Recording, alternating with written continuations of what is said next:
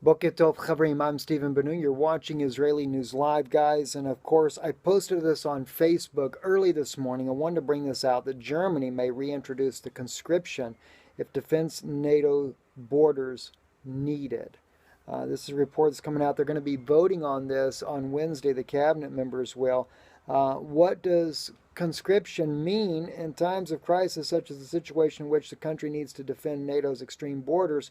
According to local media, citing the controversial paper drafted by Interior Ministry, the so-called the civil defense concept, which is due to be discussed by the German cabinet on Wednesday, mainly focuses on fulfilling Germany's obligation to defend NATO's external borders. However, this controversial proposal to revive conscription does not lie on the surface and can be found and buried in a section entitled Civil Support for the Armed Forces, according to the DPA news agency. Now, RT News is reporting this right now. Uh, uh, Conscription was suspended in Germany in 2011 after long-standing debates in the government and society, with advocacy groups and experts urging that it was no longer necessary for the country to maintain a large Cold War-era standing army to defend Europe from perceived Soviet threat. Um, but that's all changing now. And it really, guys, to me, it reminds me a lot of when Hitler was in power. And I don't say that Germany is trying to go back to the days of Hitler, but you really run into a very serious situation. I mean, they're already trying to create the super state by bringing all the EU states into one big state there. The Czech Republic is definitely going to go along with it if that's what comes down. Now, I don't know what President Zeman's thoughts are on this as of yet, because he doesn't have the political power to really change what's going on. It's more the Prime Minister of the Czech Republic that has that authority to say yes or no what they're going to do. But President Zeman may be very much opposed to it because he's a strong ally to Russian President Vladimir Putin. And he doesn't perceive Russia as a threat. In fact, Zeman is very open about what he thinks is really going on. And a lot of the different Czech politicians here are open about things, just like the defense minister of the Czech Republic openly stated that on live television here in the Czech Republic that the immigrant situation here was a major crisis, and he said that thousands of women are killed in the European Union monthly here, or annually, I should say, to be on the safe side there in his report.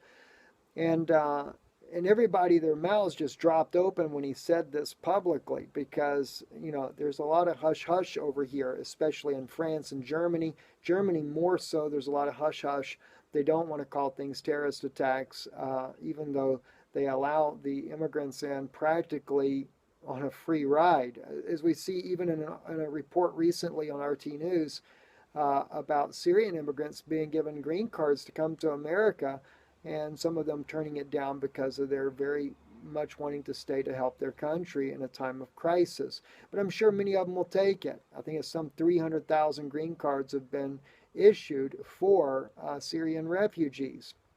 Now, from what we can tell, the refugee crisis is only being used in order to inflict or to bring about mass panic in Europe in order to get the European people to uh, need protection and to create a police force, so to speak, that is integrated throughout the entire country. Britain, being part of the EU, was done intentionally in order to make sure they could bring about the European Union to get it started to begin with. But from the very beginning, the British government had always planned to step out once things got going. And the whole idea was to create a super state from the beginning, like the United States. I believe that there's a lot of the politicians that see what they have in the United States, and that's what they wanted here too. But what's hard to get the people to do in this part of the world here is you have a lot of cultural diversities, just like in Hungary. They do not want Muslims in their country, and the guy's very adamant about it because he sees what's happening. And you'll notice that not all the countries have a lot of Muslim population. The Czech Republic has very small number of Muslims that have come here as refugees, but France and Germany, Belgium, these guys have all taken in huge amounts of refugees.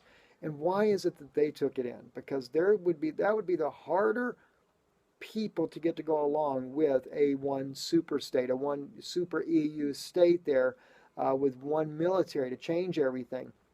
The smaller countries like the Czech Republic are more apt to go along with it because after the breakup of the Soviet Union, they are more apt to be like the United States, and they would like that. They would like to have the trade zone broadened, etc.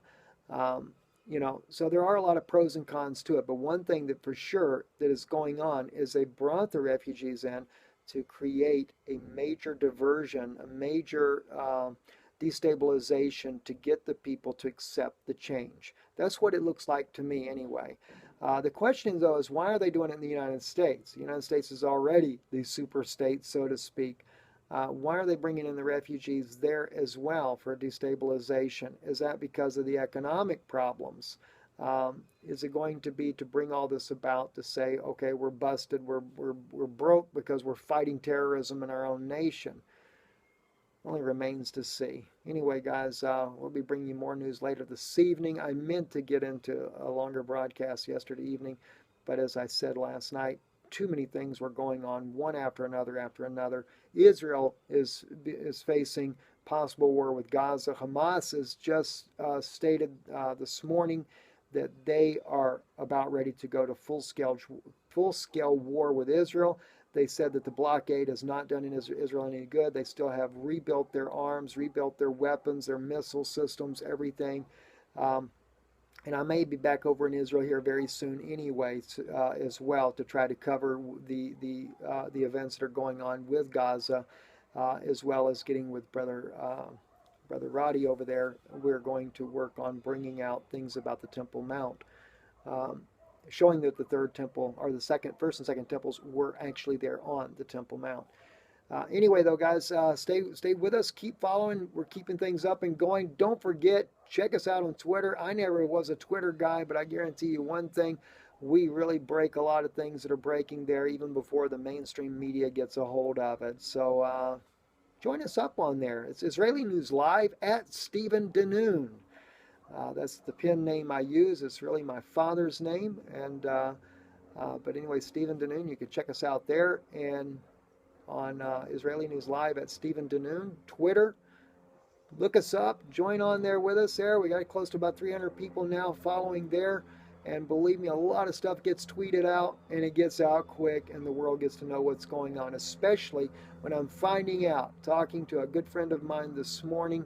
Won't mention his name or anything, but he is definitely in the know in the United States, and he talks about all the suppression of information that's going on. That's very much a shame, especially in a country that was built on freedom of expression, freedom of the press, and to see it all suppressed now. It is a global agenda to have a world of media bias. I'm Stephen Benoon. You're watching Israeli News Live. Shalom.